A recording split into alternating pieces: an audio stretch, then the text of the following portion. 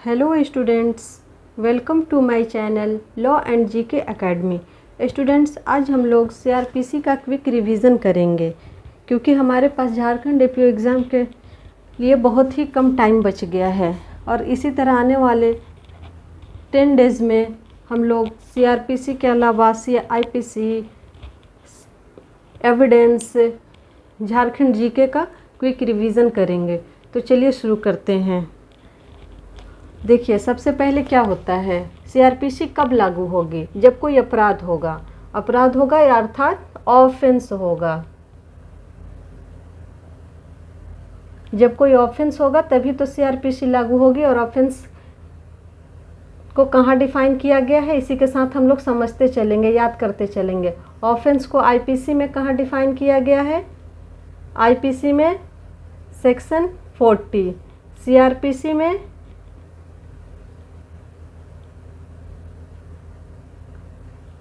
Section 2N। अब first stage क्या है? अपराध हो गया। अब क्या करेंगे, ये अब बांटेंगे कि अपराध कितने तरह का, ऑफेंस कितने तरह का होता है। ऑफेंस होता है, एक होता है कॉग्निजेबल,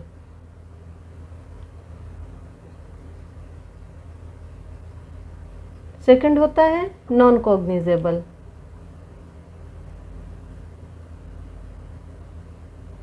कॉग्निजेबल को कहाँ डिफाइन किया गया है? सीआरपीसी में सेक्शन 2C। नॉन कॉग्निजेबल को सीआरपीसी 2L में। इतना तक तो समझ में आ गया। अब चलते हैं। अब ये कॉग्निजेबल जो ऑफेंस है, यह क्या होता है? यह होता है नॉन बेलेबल। इसमें बेल नहीं मिलती है, नॉन बेलेबल होता है।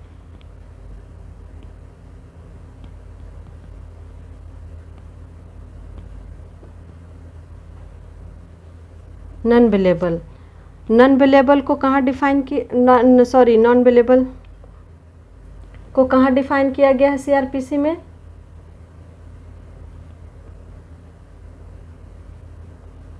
सेक्शन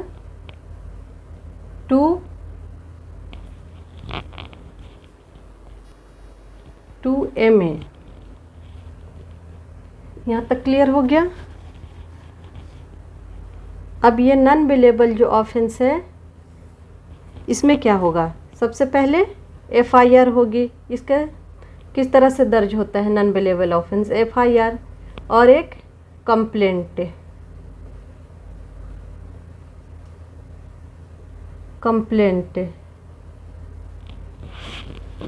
अब एफआईआर का मामला कहाँ चला जाता है? सेक्शन 154। कहाँ दर्ज होगी? 154 सीआरपीसी। और कंप्लेंट सेक्शन कहाँ दिया गया है कंप्लेंट को? Section 2D। समझ में आ गया। अब देखिए, अब नॉन कॉग्निजेबल को देखते हैं। यहाँ से देखने के बाद अब ये नॉन कॉग्निजेबल क्या होता है? या बेलेबल होता है।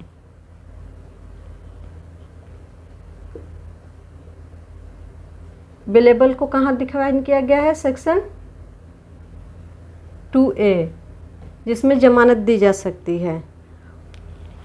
और बेलेबल ऑफेंस में बेल कहाँ का प्रावधान कहाँ दिया गया है? सेक्शन 436। याद रखिएगा, नॉन बेलेबल। अब यहाँ से देखते हैं। अब ये इसका काम यहाँ ख़त्म हो गया। ये तो नॉन कॉग्निजेबल था, बेलेबल था, बेल मिल गया, यहाँ पे मामला ख़त्म हो गया। अभी इसको बाद में समझेंगे। अभी देखते हैं नॉन बेलेबल में क्या है। अब नॉन बेलेबल जो ऑफेंस है, अब यहाँ पे बता रहा है कि किन मामलों में पुलिस वारंट के बिना अरेस्ट कर सकती है नॉन बेलेबल में। तो यह मामला कहाँ चला गया है? सेक्शन 41 में। किन मामलों में पुलिस अरेस्ट कर सकती है विदाउट और वारंट?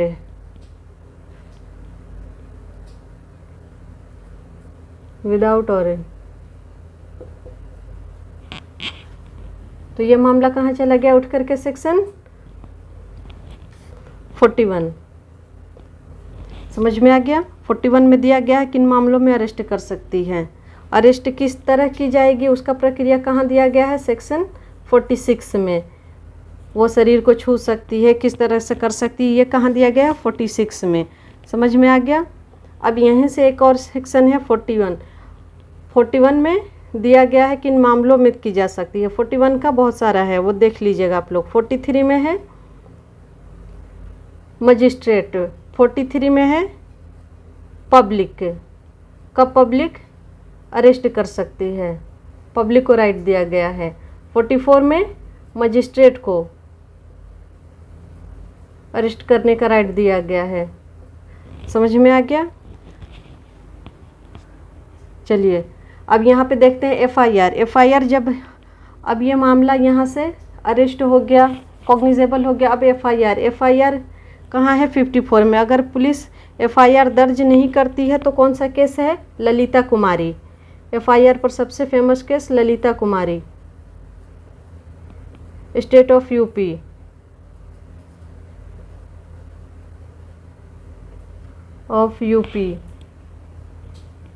समझ में आ गया? अब इसे हटा रही हूँ। अब यहाँ से एफआईआर से और सेक्शन आगे बढ़ते चले जाएंगे।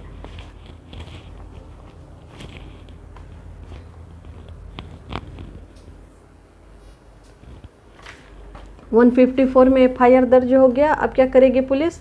अगर कॉग्निजेबल मामला है तो क्या करेगी? 156 1 में विदाउट वारंट,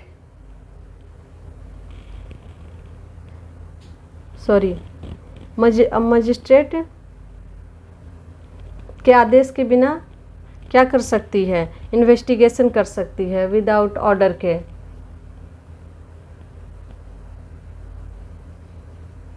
इन्वेस्टिगेशन तुरंत कर सकती है।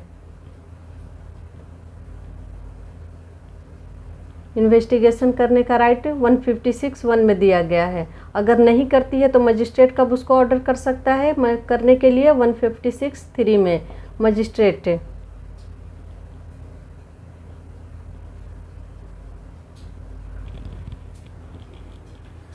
एफआईआर दर्ज हो गया। अब एफआईआर की कॉपी कहाँ दी जाती है इसको भी ध्यान रख लीजिए। ये सेक्शन 207 है।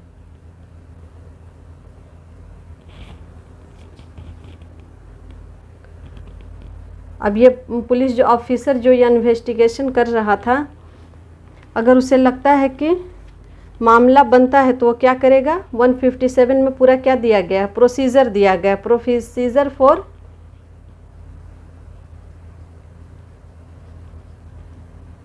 इन्वेस्टिगेशन।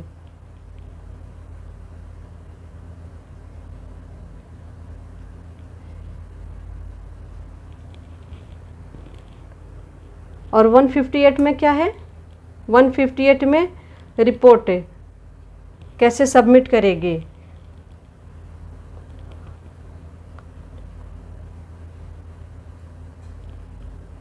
Report submitted.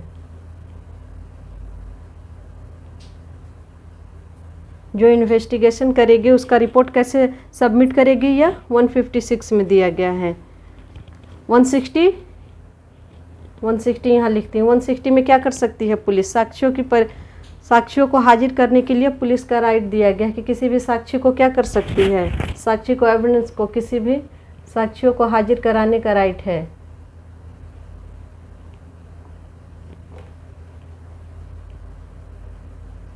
हाजिर कराने का राइट कहाँ दिया गया है?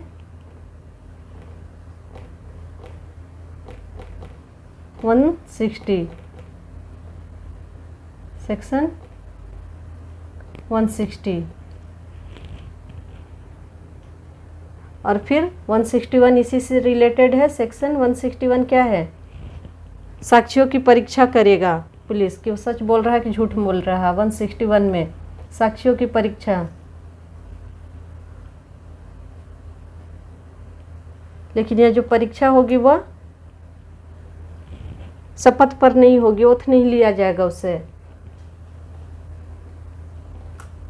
की परीक्षा विदाउट ओथ होती है, क्योंकि अब पुलिस के सामने हो रही है। आगे समझ में, अब तक तो समझ में आ गया। पुलिस यहाँ इन्वेस्टिगेशन करती है, पुलिस करती, यहाँ पे प्रोसीजर दिया गया है, ये दिया गया है। उसके बाद यहाँ आती है 160 में, 161 में क्या करती है, साक्ष्यों की परीक्षा करती है। ठीक है, और यहाँ पे दिया गया है 161 में एक एक्सेप्शन दिया गया है। वह किन लोगों को, एक्सेप्शन क्या है, याद होगा आप लोग को एक्सेप्शन क्या है, किन लोगों को वो हाजिर नहीं करा सकती है। बिलो मेल है तो मेल, बिलो, सॉरी यहाँ मेल, बिलो 15 ईयर्स और अंडर एज 15, और ओमेन है तो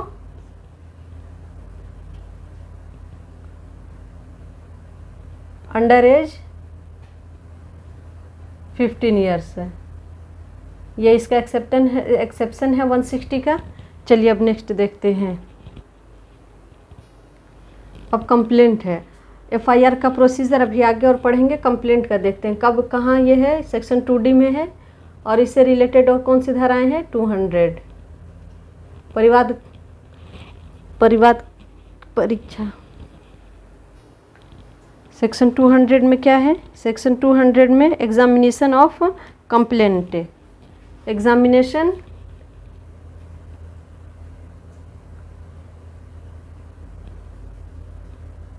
ऑफ कंप्लेनेंट, कंप्लेनेंट का क्या होगा, एग्जामिनेशन होगा।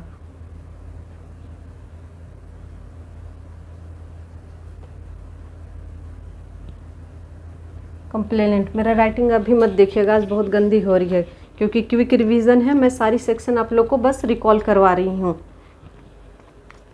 चलिए नेक्स्ट। अब यहाँ था कि एफआईआर दर्ज हुआ, ये सारा तो पुलिस इन्वेस्टिगेशन करती है। अगर इन्वेस्टिगेशन में उसे लगता है कि कॉग्निजेबल ऑफेंस किया गया है तो वो क्या कर सकती है, अरेस्ट कर सकती है। अरेस्ट से 46 में देखे, अब क्या अरेस्ट कर ली पुलिस, तो अब क्या करेगा, अब एक्यूज्ड के पास क्या होता है, बेल लेने का राइट होता है। अब क्या करेगा एक्यूज्ड बेल लेने के लिए, 436 में नॉन बेलेबल है, 46 में बेलेबल है, और सेक्शन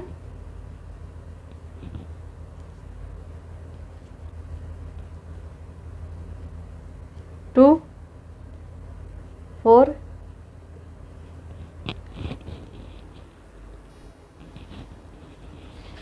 तो अगर बेलेबल है तो क्या दिया जाएगा, 436 में उसे बेल दे दिया जाएगा। अगर बेलेबल ऑफेंस है, नॉन बेलेबल ऑफेंस है तो उसे बेल देने में लेने में मुश्किल आएगी। तो ये क्या प्रोसीजर, बेल का सारा प्रोसीजर किस चैप्टर में है, चैप्टर याद कर लीजिए बेल का,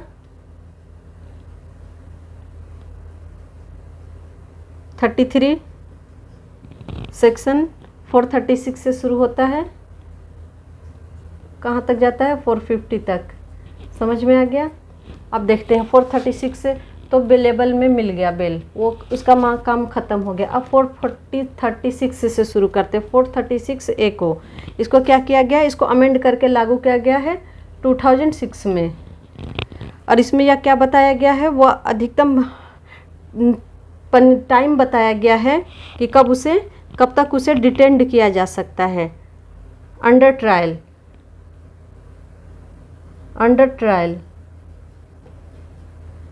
प्रिजनर कैन बी डिटेंड, कब तक उसे डिटेंड किया जा सकता है। अंडर ट्रायल प्रिजनर को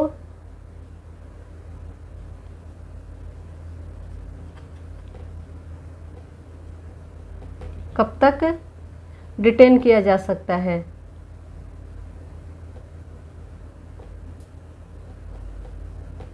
किया जा सकता है, ये दिया है 430। समझ में आ गया। अब 436 का मामला में तो ये दिया गया। अब 436 के बाद कहाँ आ जाते हैं, सीधे सेक्शन 437,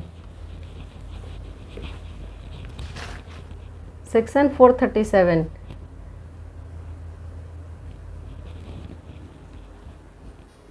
437 437 में क्या कहा गया है कि किन मामलों में नॉन बेलेबल ऑफेंस में कब, नॉन जो बेलेबल ऑफेंस है उसमें कब बेल दी जा सकती है, ये सिचुएशन बताया गया है। ऑफेंस में बेल कब दी जाएगी।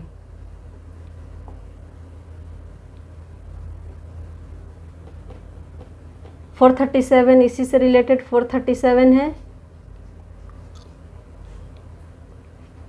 इसको कब अमेंड, इसको भी अमेंड करके लाया गया है। इसको कब अमेंड किया गया है, अमेंड याद रखिएगा 2009 में। फर्स्ट वाले को 2006 में, 436 का को एक को और इसको 437 2009 में अमेंड किया गया। इसमें क्या दिया गया है कि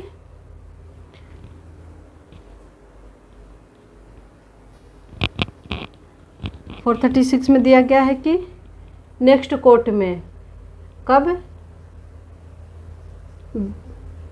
अपील करने के लिए बेल दे दिया जाए। हो गया, यहाँ तक समझ में आ गया। बेल एक ही साथ सारा करा दी, चैप्टर शुरू की और उसी में कंप्लीट करा दी। आगे याद कराऊंगी। अब हो गया 438। 438 में क्या है, सबको पता है, anticipatory bill. Anticipatory bill pay कौन सा फेमस केस है उसको कमेंट में बताइए।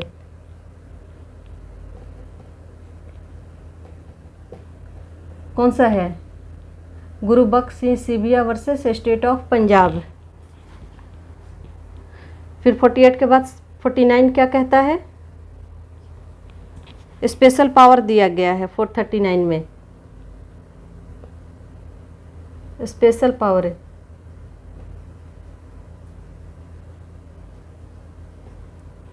हाई कोर्ट और सेशन कोर्ट को।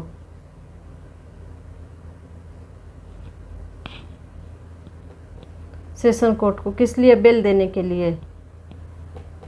बेल के मामले में पावर कहाँ दिया गया है, हाई कोर्ट और सेशन कोर्ट को, तो 439।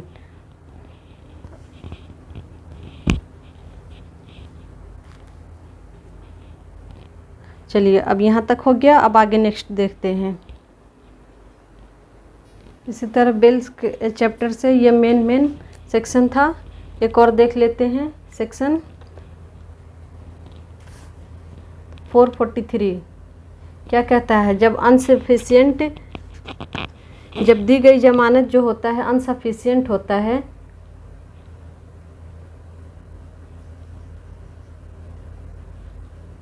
तो क्या कर सकता है, पुलिस उसको फिर से अरेस्ट कर सकता है। Discharge of surety 444, discharge of surety ये पूछता है, यह सेक्शन ऑफ श्योरिटी,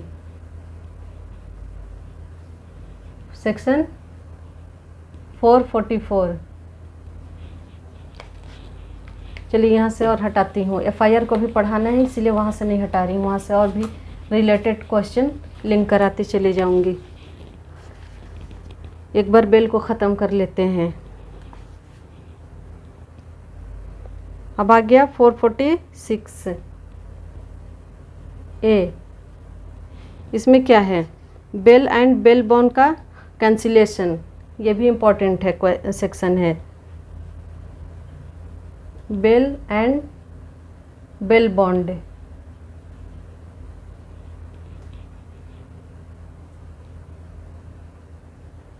का कैंसिलेशन, रद्दकरण।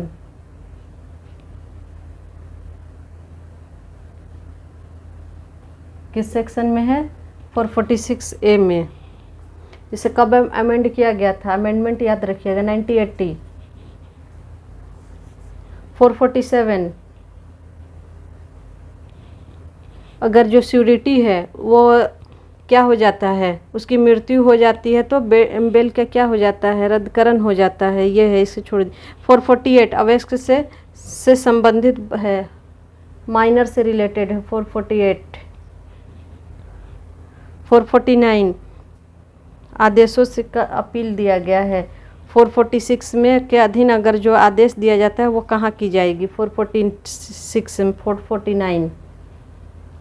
ये सेक्शन यहाँ से यहाँ ख़त्म करके अब हम लोग चलते हैं सीधे, अब आगे देखते हैं। अब ये यहाँ तक हो गया, पुलिस ले आई और उसको इन्वेस्टिगेट कर ली 161 में। उसके बाद 164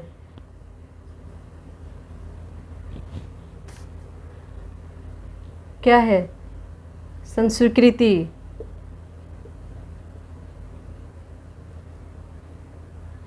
किसके सामने होगी, मजिस्ट्रेट के सामने। 164 का बयान होता है ना मजिस्ट्रेट के सामने।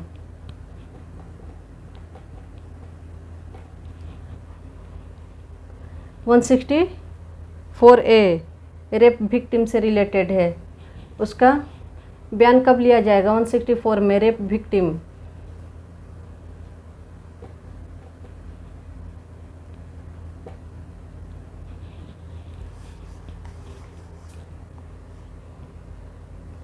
वन 165 में से आ जाएगी तो पुलिस क्या करेगी, अब क्या करेगी, तलाशी करेगी।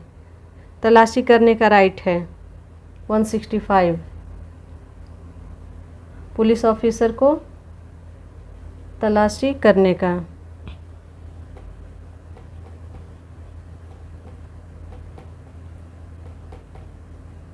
तलाशी का राइट है। अगर इन्वेस्टिगेशन चल रहा हो और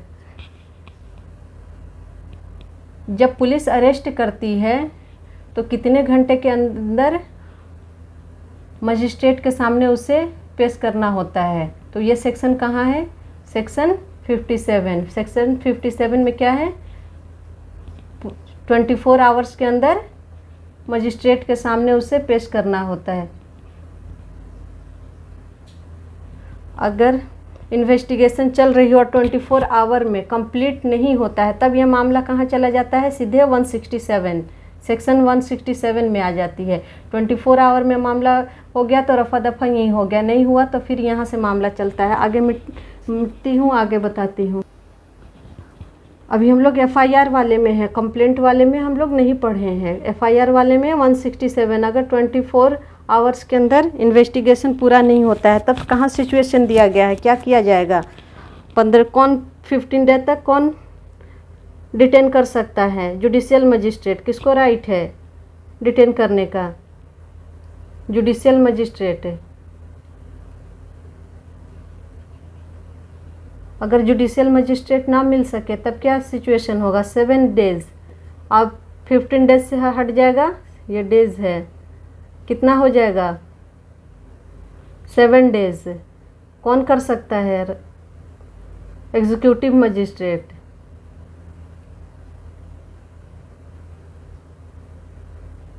मजिस्ट्रेट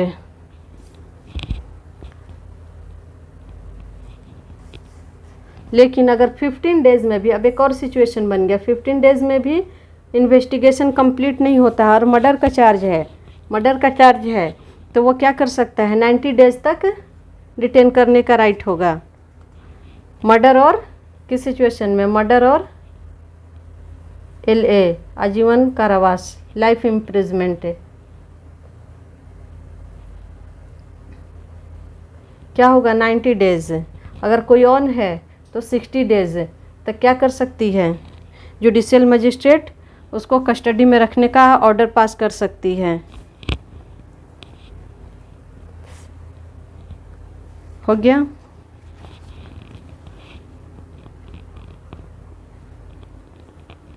लेकिन अगर इन्वेस्टिगेशन होता है, पुलिस यहाँ पे FIR में क्या कर रही है, इन्वेस्टिगेशन कर रही है, और जब पुलिस को लगता है कि उसके एक्यूज्ड के विरुद्ध क्या है, साक्ष्य जो है, एविडेंस जो है वो पर्याप्त नहीं है, सफिशिएंट नहीं है, एक्यूज्ड के विरुद्ध साक्ष्य सफिशिएंट नहीं है, तो कौन सा सेक्शन चला जाएगा, 169 में।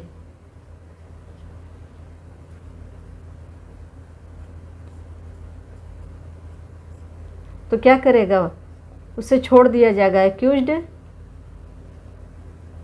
छोड़ दिया जाएगा। जब और फिर 170 क्या बताता है, जब साक्ष्य एविडेंस सफिशिएंट हो।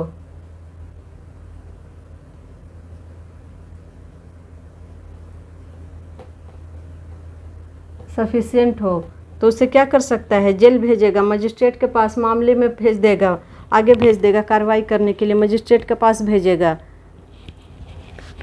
अब यहाँ से और देखिए 172 में पुलिस क्या करता है, केस डायरी तैयार करता है। 172 केस डायरी, केस डायरी। 173 जब अन्वेषण ख़त्म हो जाता है, इन्वेस्टिगेशन ख़त्म हो जाता है, तब क्या करेगा, पुलिस रिपोर्ट क्या करेगा, पुलिस रिपोर्ट को संज्ञान लेने वाले मजिस्ट्रेट के पास भेजेगा। 73 में इन्वेस्टिगेशन समाप्त हो जाता है।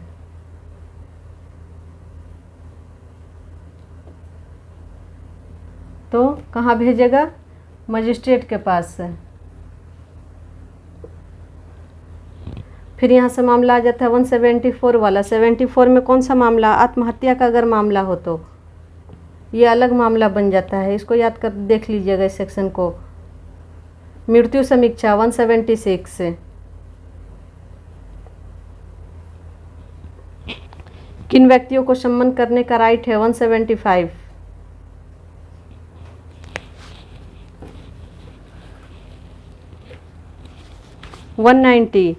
मजिस्ट्रेट को संज्ञान लेने का पावर है एफआईआर के मामले में। 190 मजिस्ट्रेट को संज्ञान का पावर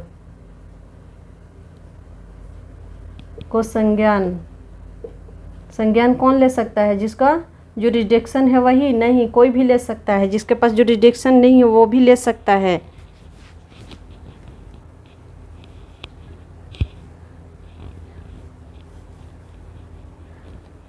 और किसको पावर दिया गया है, जेएम फर्स्ट को, जेएम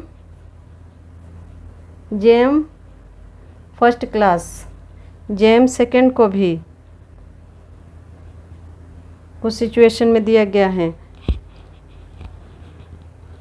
191 सेक्शन, अगर एक्यूज्ड कहता है कि मुझे ये डाउट है कि मेरा इस मामले, यहाँ मेरे मामले में सही ट्रायल नहीं होगा, मामले को अंतरण की मांग करता है, तो 191 में मजिस्ट्रेट क्या करेगा, आवेदन पर मामले को अंतरित कर देगा, ट्रांसफ़र कर देगा जिस कोर्ट में वो चाहता है उस कोर्ट में। 192 चीफ जुडिशियल क्या करेगा, मामले को मजिस्ट्रेट के हवाले करना, मामले को मजिस्ट्रेट के हवाले करना।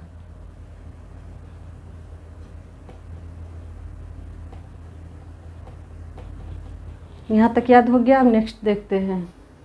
नॉन कॉग्निजेबल में सेक्शन 42, जब वो नाम पता बताने से इनकार करता है तब क्या कर सकता है पुलिस, उसे अरेस्ट कर सकता है। अब मामले में इन्वेस्टिगेशन कर सकता है, मामला बनता है तो आगे कार्रवाई होगी, नहीं बनता है तो यहाँ पे उसे बेल दे दी जाएगी। 436 में यहाँ का मामला रफा दफा हो गया। चल रहा है कौन सा, एफआईआर पर ही मामला लंबा चलता है। और कंप्लेंट कौन करे, किसके पास की जाती है, मजिस्ट्रेट के पास। संज्ञान कौन ले सकता है, मजिस्ट्रेट ले सकता है। जांच कौन करेगा, मजिस्ट्रेट के कहने पर कोई भी व्यक्ति कर सकता है। किसमें है सेक्शन, मजिस्ट्रेट जो करता है कंप्लेंट में, उसे क्या कहते हैं, कंप्लेंट में इंक्वायरी कहाँ दिया गया है, सेक्शन इंक्वायरी कौन करेगा, कोर्ट करेगा। Section 2G investigation 2H। इसको अभी अब देखिए आगे मामला बढ़ते चला जा रहा है। 206 छोटे मामलों में सम्मन।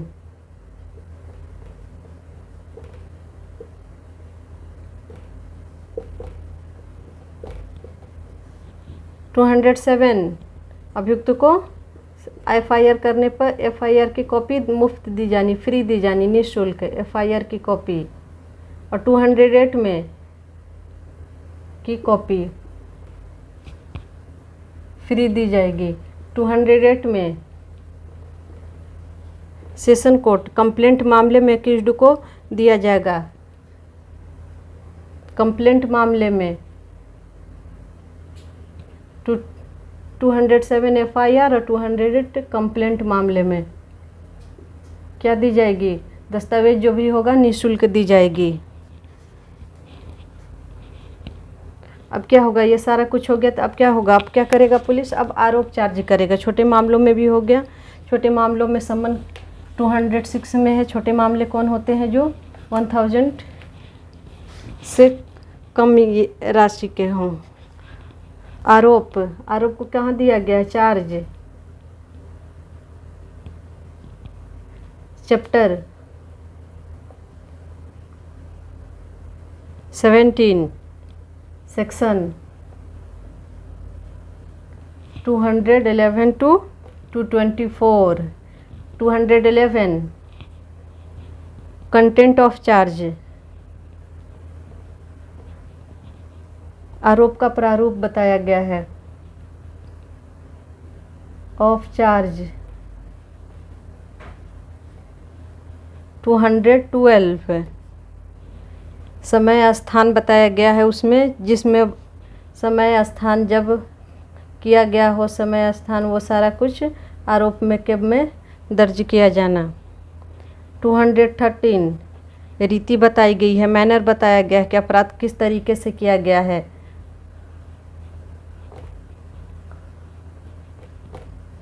मैं आप लोग को सीक्वेंस वाइज पढ़ा रही हूँ ताकि आप लोग के दिमाग में हौच पौच ना हो। धाराएं कंप्लीटली इधर से शुरू हो और एक तरीके से मैनर वाइज चलती रहे, कभी इधर कभी उधर ना हो। 215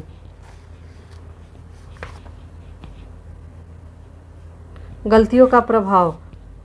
अगर कोर्ट उसके चार्ज में करने में कोई गलती हो जाती है तो क्या किया जाएगा? तो फिर से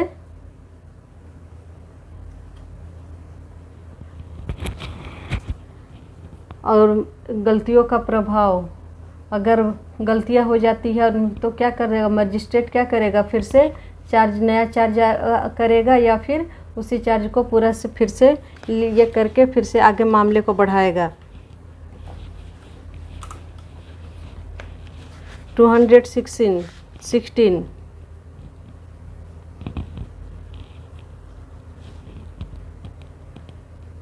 साक्षियों को पुनः बुलाया जाना। जिनका पहले ही परीक्षण हो चुका है, फिर से अगर आरोप चार्ज किया जाता है गलती की वजह से, फिर से नया आरोप बनाया जाता है तो साक्षियों को पुनः बुलाया जाएगा, फिर से उनका एग्जामिनेशन होगा।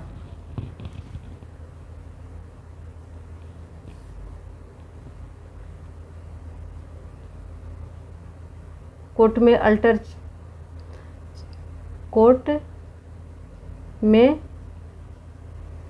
अल्टर चार्ज अल्टर करती है तो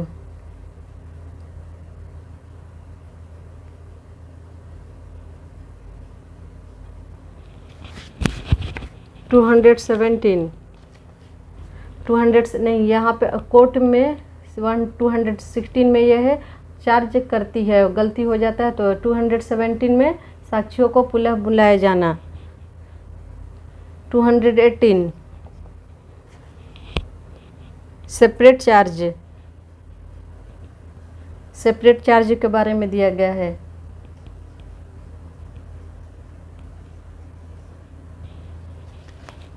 टू 219 एक ही वर्ष में किए गए एक ही किस्म के अपराध है।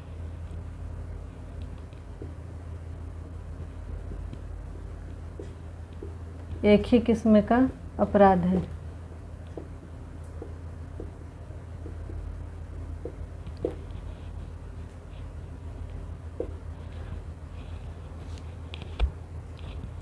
टू 220 क्या कहता है? 220 में एक से अधिक अपराधों का एक साथ विचारण की बात करता है। 220 एक साथ विचारण।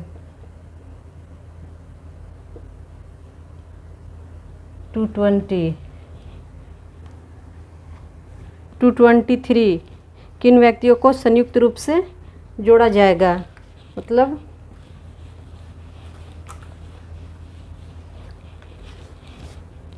टू 23 किन व्यक्तियों को संयुक्त रूप से ज्वाइंट ट्रायल किया जाएगा, ज्वाइंट ट्रायल।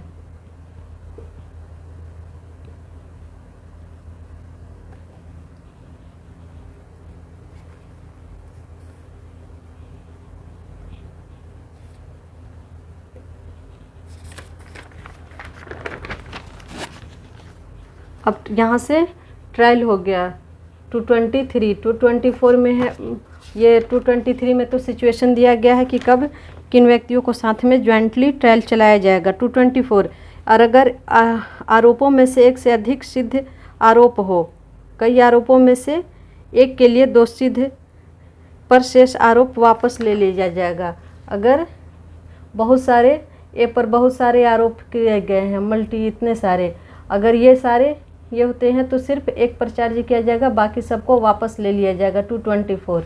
अब यहाँ से मामला आरोप सबसे पहले ऑफेंस हुआ। ऑफेंस में क्या कि पुलिस इन्वेस्टिगेशन की मामला किस तरह का था, कॉग्निजेबल बनाई, कॉग्निजेबल था उसमें बेल नॉन बेलेबल था। तो अब एफआईआर हुआ तो अब मामला एफआईआर चल के आरोप तक आया, आरोप चार्ज हो गया। अब क्या होगा, ट्रायल चलेगा। अब ट्रायल में हम लोग चले गए। ट्रायल में बहुत सारे चैप्टर हैं, ट्रायल में अलग अलग से का अलग अलग चैप्टर है। चैप्टर 18 किसका है, सेशन कोर्ट का विचारण, सेशन ट्रायल का, सेशन कोर्ट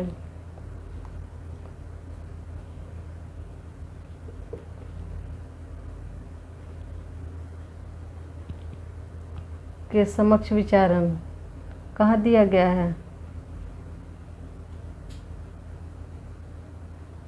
चैप्टर कौन सा है ये 18। यह सेक्शन कहाँ से शुरू होता है, 225 से शुरू होता है, कहाँ तक चला जाता है 236। अब यहाँ से फिर एक और मामला विचारण शुरू होता है 238 से। चैप्टर 19 में क्या है, 18 के बाद 90 सेशन कोर्ट के समक्ष विचारण। अब यह पुलिस रिपोर्ट पर संशिष्ट वारंट मामलों पर विचारण, एफआईआर पर दर्ज होता है तो पुलिस रिपोर्ट पर, पुलिस जो रिपोर्ट दर्ज करती है तो ये क्या है, पुलिस रिपोर्ट पर।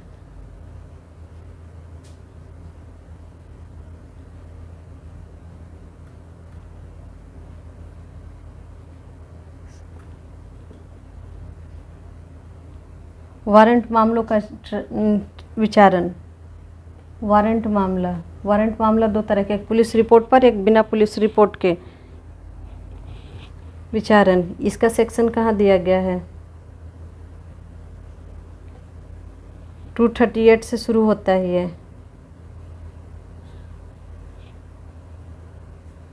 244। अब नेक्स्ट विचारण देखते हैं।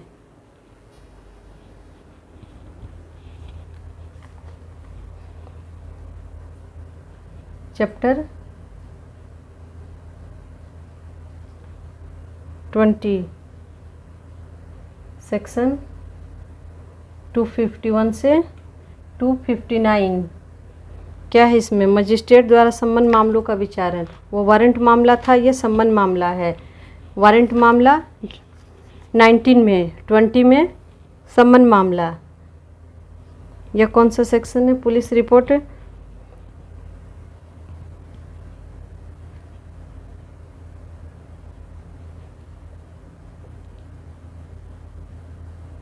मजिस्ट्रेट द्वारा संबंध मामलों का विचारण।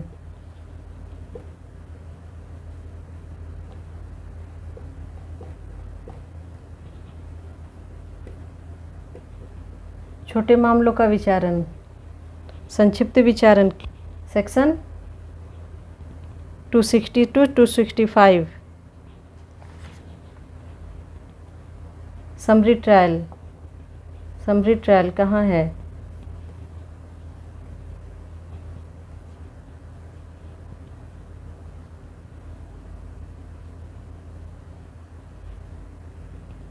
262 265।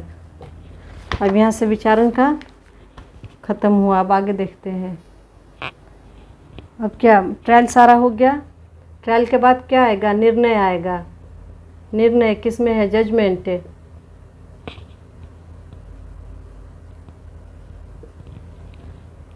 ट्वेंटी 253 से शुरू होता है। 253 कहाँ किया जाएगा? खुले न्यायालय में किया जाएगा, ओपन कोर्ट में किया जाएगा। 253 353 354 न्यायालय की भाषा।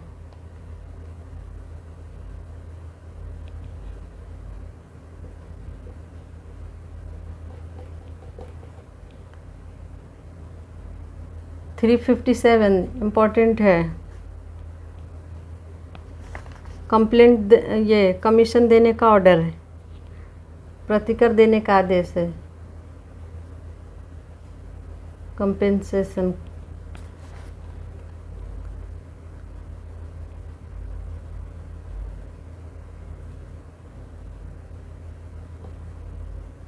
का ऑर्डर। 357 ए क्या दिया गया है? प्रतिकर स्कीम दिया गया है।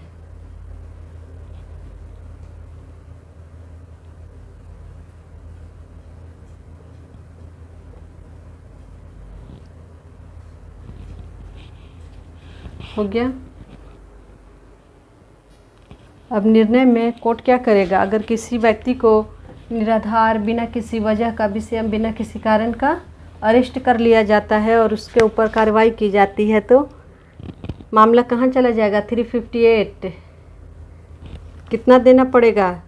कंपनसेशन 1000। नहीं देने पर सादा कारावास है। यही सारा छोटा छोटा चीज़ पूछता है एग्ज़ाम में।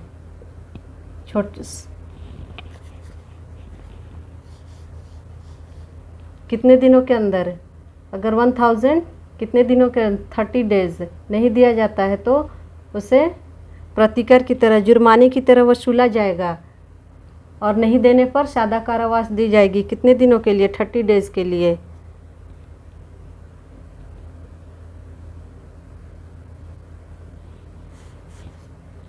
अगर 359 में नॉन कॉग्निजेबल मामलों में खर्चा देने का कहा गया, अगर नॉन कॉग्निजेबल मामला हो तो परिवादी को कोर्ट क्या कहेगा? मजिस्ट्रेट क्या कहेगा? खर्चा देने का ऑर्डर देगा। खर्चा देने का, बिना मतलब का उसका खर्चा हो गया ना, उस बेचारे को घसीटा गया कोर्ट में, उसकी बेइज्जती हुई, इतना परेशानी उठाया, तो उसके बदले में उसको कंपेंसेशन मिलेगी ना। खर्चा देने का ऑर्डर। नहीं देने पर 30 दिन का, इसका भी वही 30 डेज का सिंपल इम्प्रिजमेंट है। सिंपल इम्प्रिजमेंट, सादा कारावास। अब यहाँ से आ जाता है, वो दोषी तो है लेकिन इससे पहले वो कभी अपराध नहीं किया है और 21 वर्ष से कम आयु का है, तो क्या किया जाएगा? उसे परिवीक्षा पर छोड़ दिया जाएगा। यह 360 में है। कितना एज कितना होना चाहिए? 21 से कम।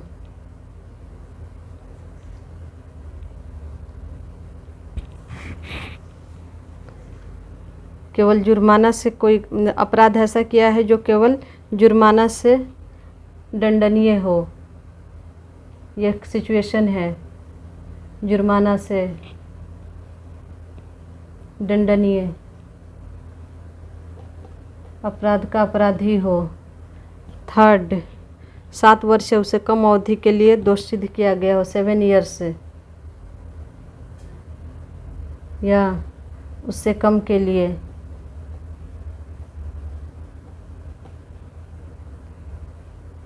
कम का पनिशमेंट दिया गया हो तो क्या किया जाएगा, उसे 260 में सदाचरण परिवीक्षा पर छोड़ दिया जाएगा। 362 अब ये सारा हो गया, उसे छोड़ दिया जाएगा या किसे दिया जाएगा, ये सारा हो गया। अब माँ क्या कहेगा, अब यहाँ पे कोर्ट के लिए सख्ती की गई है कि 362 में अगर कोर्ट अपना निर्णय दे देता है तो उसमें परिवर्तन नहीं कर सकता, अल्टर नहीं कर सकता। 362 निर्णय में परिवर्तन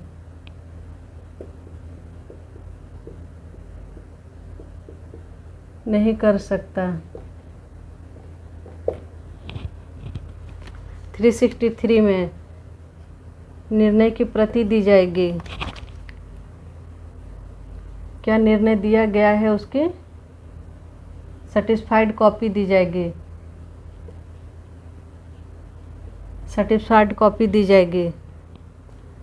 अब यहाँ से 363 में अगर वह आरोपी होता है और उसे मृत्यु दंडादेश का आदेश दिया गया है कि सेशन कोर्ट ने उसे मृत्यु दंडादेश दिया गया, तो उसकी पुष्टि कहाँ होगी, 366 में। 366 to 370 मृत्यु दंडादेश की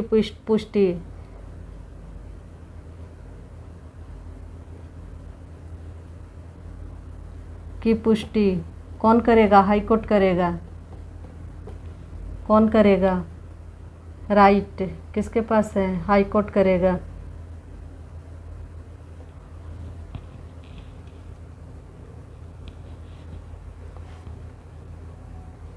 थ्री 369 में क्या है, कम से कम 2 न्यायाधीशों द्वारा हस्ताक्षरित किया जाएगा। ये पूछता है कितने मजिस्ट्रेट द्वारा हस्ताक्षरित किया जाना चाहिए, 2 न्यायाधीश। ये इम्पोर्टेंट पॉइंट है यहाँ का। अब क्या हो जाएगा, अब मामला यहाँ पे निर्णय हो गया, सब हो गया, दोष चला गया, दोष सिद्धि भी हो गई। अब यहाँ पे क्या है, हाई कोर्ट को राइट है या तो वो दोष सिद्धि कर सकता है, दोष मुक्ति कर सकता है, चाहे तो उसके जगह पर कोई अन्य सज़ा दे सकता है। तो अब मामला मिल गया, सब सज़ा वजह मिल गई, तो अब मामला कहाँ चला जाएगा, अपील में। अब उसको लगता है कि मुझे अपील करना है तो अपील में चला जाएगा। चैप्टर 29 372 394 में क्या है, अपील का उपशमन। यह पूछता है कब अपील का उपशमन हो जाएगा। ये सेक्शन इम्पोर्टेंट है, जब उसकी मृत्यु हो जाएगी तो। चलिए अब आगे देखते हैं बाकी जो सेक्शन बाकी बचा है। 373 याद रखिएगा, परिशांति कायम रखने के लिए।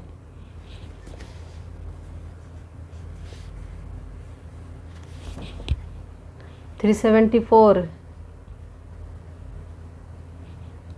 दोष सिद्धि से अपील कहाँ की जाएगी वो बताया गया है।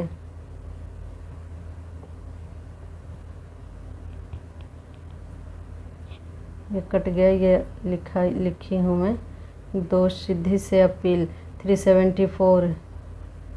एक सेकेंड,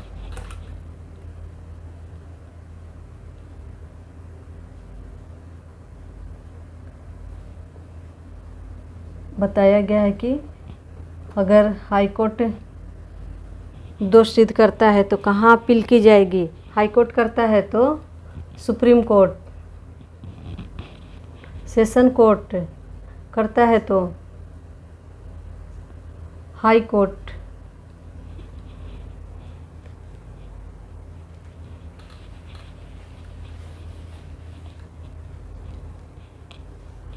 बाकी मजिस्ट्रेट है जेएम फर्स्ट क्लास के, JM first second metropolitan MM, ये सब के विरुद्ध कहाँ किया जाएगा, सेशन कोर्ट। कहाँ अपील की जाएगी, सेशन कोर्ट। किस में है? 374 में।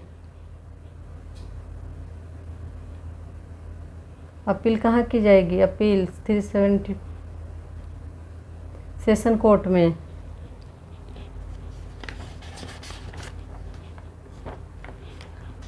अगर खुद ही एक्यूज्ड अपना जुर्म कबूल कर लेता है तो क्या किया जाएगा? दोषी का करता है तो अपील नहीं की जाएगी। कौन कहता है? 375 में एक्यूज्ड अपना दोष कबूल कर लेता है तो अपील नहीं होगी। अपील होगी? नहीं होगी।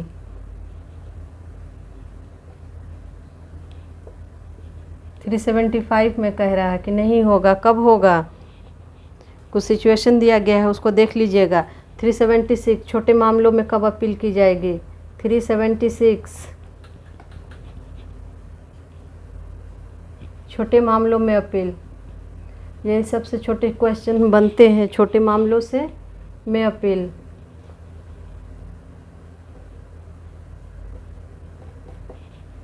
छोटे मामले वाले 376 को अच्छे से देखिएगा।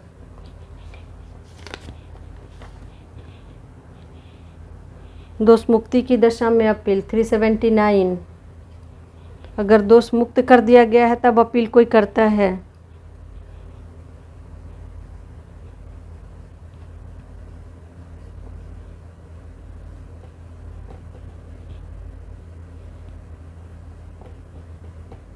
अपील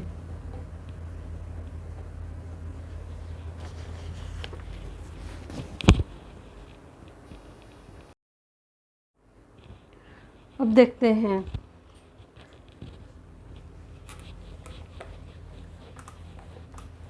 बाकी जो सेक्शन बच गया। जांच और विचारण। जुरिस्डिक्शन किस कहाँ दिया गया है?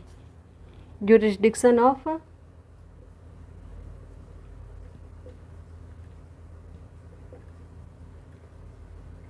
Criminal court.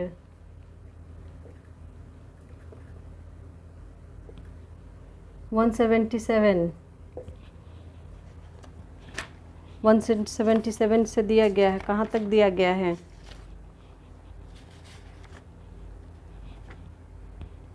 189।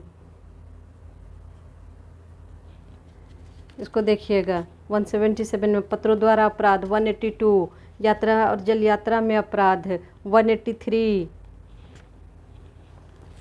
जांच और विचारण का सामान्य स्थान मामूली स्थान 177 टू 180 रट जाइएगा फिर ठीक से।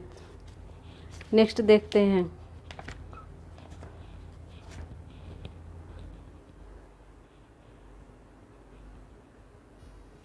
मेंटेनेंस 125 है। मेंटेनेंस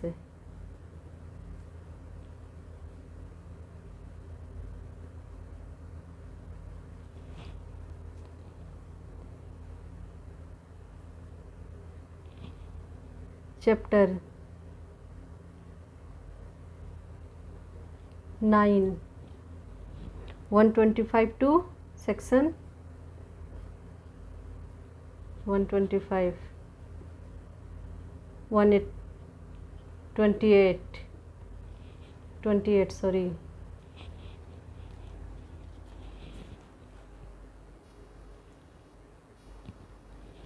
जिसके विरुद्ध अपराध के लिए FIR दर्ज किया गया या कंप्लेंट किया गया हो और वो फरार हो गया हो, भाग गया हो, तो 82 टू 85 सेक्शन। कुर्की और उद्घोषणा proclamation and attachment. Proclamation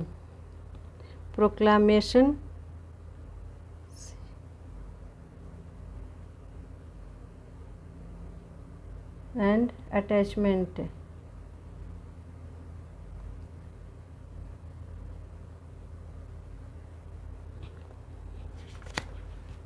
eighty 87 कब सम्मन मामलों में वारंट जारी किया जाएगा?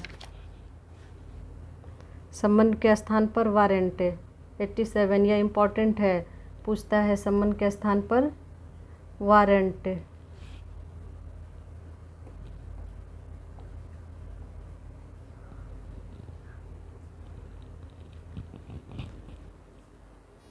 तलाशी वारंट 93 तलाशी वारंट, सर्च वारंट,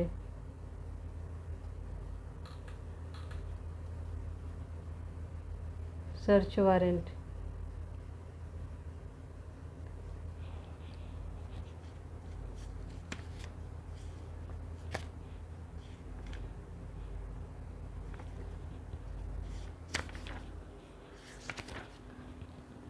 आपको मेरा क्लास कैसा लग रहा है? अगर आपको अच्छा लग रहा है मेरा ये पढ़ाने का तरीका क्विक रिवीजन का, तो प्लीज़ आप मेरे वीडियो को लाइक एंड शेयर कीजिए। आपका एक लाइक मुझे मोटिवेट करता है नेक्स्ट वीडियो बनाने के लिए, और मैं आप लोगों के लिए वीडियो बनाने के लिए फिर से बनाती हूँ कि चलिए आपका एग्ज़ाम के लिए बना दूँ।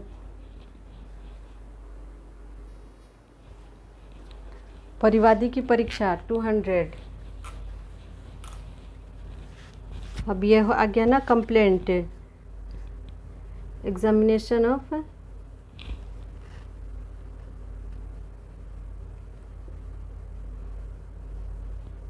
कंप्लेनेंट,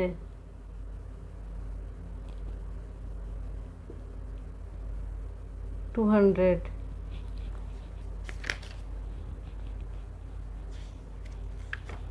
खारिज किया जाना 203।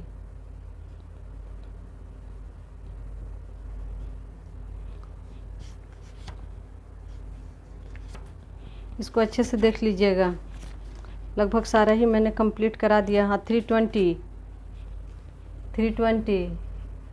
अपराधों का उपशमन,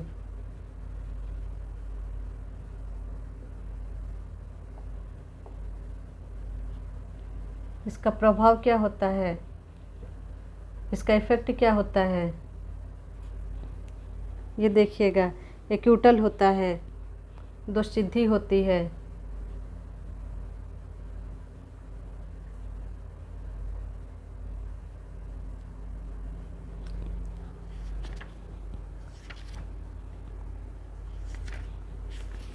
$320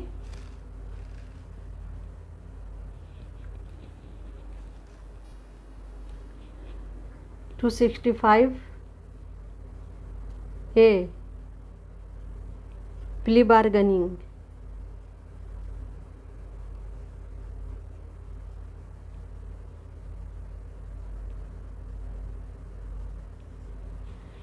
चलिए तो लगभग मैंने सीआरपीसी के लगभग सारे सेक्शन को टच करी हूँ। 482 हाई कोर्ट का पावर, 482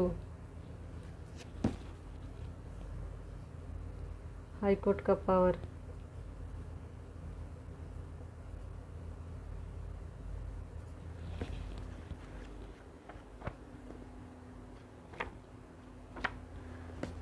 तो चलिए इसी के साथ आज का सीआरपीसी का क्विक रिवीजन कंप्लीट होता है। अगर आपको मेरा इस तरह से रिवीजन कराना अगर अच्छा लगता है तो प्लीज़ प्लीज़ प्लीज़ इस वीडियो को ज़्यादा से ज़्यादा लाइक करें, शेयर करें, ताकि मैं नेक्स्ट वीडियो भी क्विक रिवीजन पर बना सकूं। और मैं next video GK, IPC, evidence और कॉन्स्टी पर ले आऊँगी। तो प्लीज़ आप लोग वीडियो को लाइक एंड शेयर कीजिए। खुश रहिए। जय हिंद।